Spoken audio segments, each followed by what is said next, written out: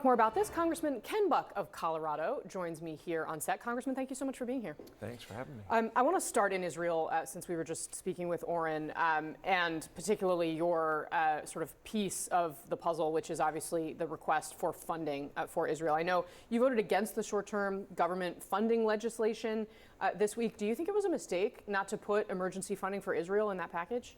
I don't know that Israel has requested a specific amount and specific items. We obviously are going to support Israel, and we are going to do everything we can. The package that we saw this week had a lot of other things and reasons for voting against it, frankly. Do you think that the Speaker should move Israel funding without any other strings attached to it? I think the Speaker should do what he needs to do to get the votes to move whatever he can. And sometimes that means adding border funding, and sometimes that means adding other pay-fors. But the Speaker is not in an easy position with a 3-vote margin and perhaps one member who may be expelled or resign in the near future.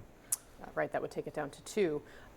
So there's been a rise in the number of Americans who disapprove of Israel's military response to the October 7th attack by Hamas. There were protests that turned violent outside the DNC last night, and here we're looking at this number, 38% in November versus 26% in October, excuse me. That's a rise in the number of people who say that Israel's response has been too much.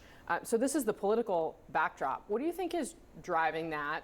Do you have any concerns? And what do you say to people who think that what Israel is doing is too much? Well, first of all, what do I say? I say go back to October 7th. That attack was horrific. It was barbarous. It was violative of every international law possible. And so I think Israel has every right to defend itself and make sure that something like that can never happen again.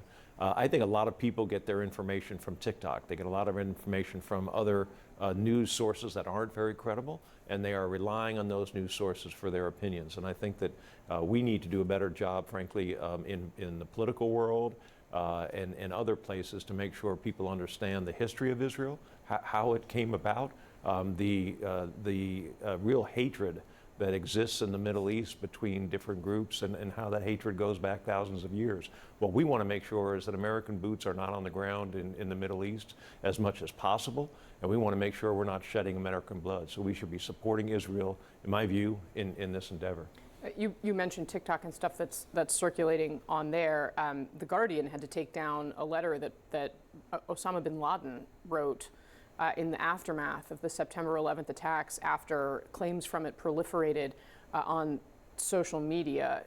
What was your reaction to that, and what do you think lawmakers can, if anything, do about it? Well, we know that TikTok is owned by the Chinese and heavily influenced by the Chinese Communist Party, and is putting information out, anti-American information out as much as possible. 4 million hits, or over 4 million hits, on that letter. The great reporting yesterday on CNN about how that letter just spread like wildfire on TikTok.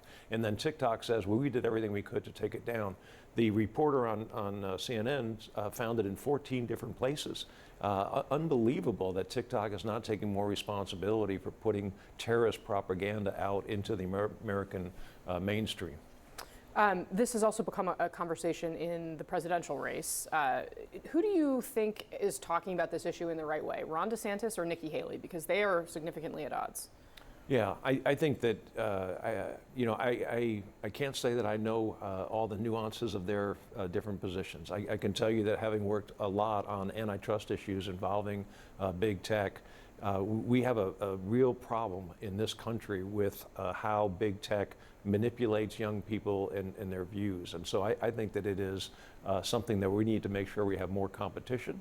And when it comes to TikTok, we need to make sure that Americans' data is not being sent over to China. And I think that we need to we have freedoms, we have First Amendment freedoms, but we also need to protect people from dangerous objects, whether it's a defect in a car or whether it's a defect in a platform. Do you think TikTok should be banned? Do I think TikTok should be banned? No, I think it should be regulated, and I think it should be owned by a U.S. company. You think okay, in order to continue operating? Okay. So you have not, I don't think, and correct me, I'm sorry if I'm wrong about this, but you have not endorsed in the 2024 presidential race, correct? That's Who at this point are you leaning toward? I'm not. I Who do really you am like? not. I mean, I thought the world of Mike Pence for what he did on January 6th. I thought that took a lot of courage. He's out of the race. I'm afraid that if I endorse someone, they're going to be out of the race, and it won't be a positive endorsement. I love Tim Scott.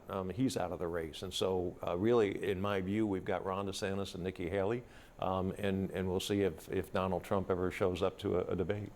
At this point, Donald Trump, there's just some new audio out today from Jonathan Karl where he talked more about, or he was recorded talking more about how he really did want to go down to the Capitol on January 6th. Obviously, he's likely to be on trial during the time that the primary campaign is unfolding.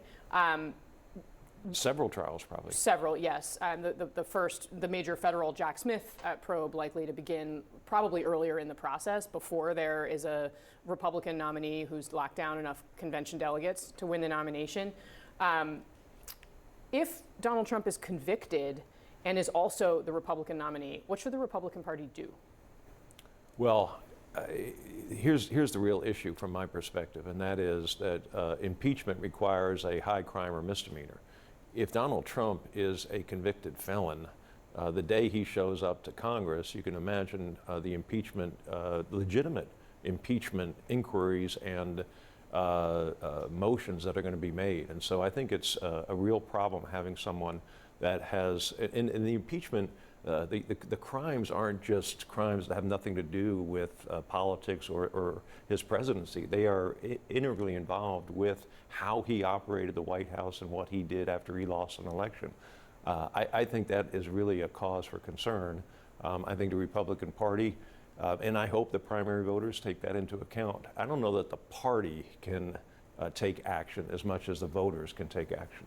So are you saying that you believe Republicans, if Donald Trump is elected to another term, should impeach him immediately after he takes office? I don't think Republicans are going to have to bother with the impeachment. I think Democrats are going to be able to Well, get you that would need done. Republicans to actually throw him out of office. I mean, Well, it depends who's in the majority. But Republicans would need so many votes in the Senate that there's no question that Republicans would need to support that. Right. In There Congress. would have to be some Republicans in the Senate that have to support it. And constitutionally, if he is convicted of a felony and the appeals process has gone through its process, and he is a sitting president, I think you will see Republicans in the Senate convict him on the Really? impeachment. I've not seen any evidence that Republicans are willing to take on Donald Trump in the Senate in a significant way. I mean, they had a chance to do this after January 6th, and they didn't do it. He's never been a convicted felon. The problem with the January 6th impeachment was it came on the heels of the action. There was no investigation.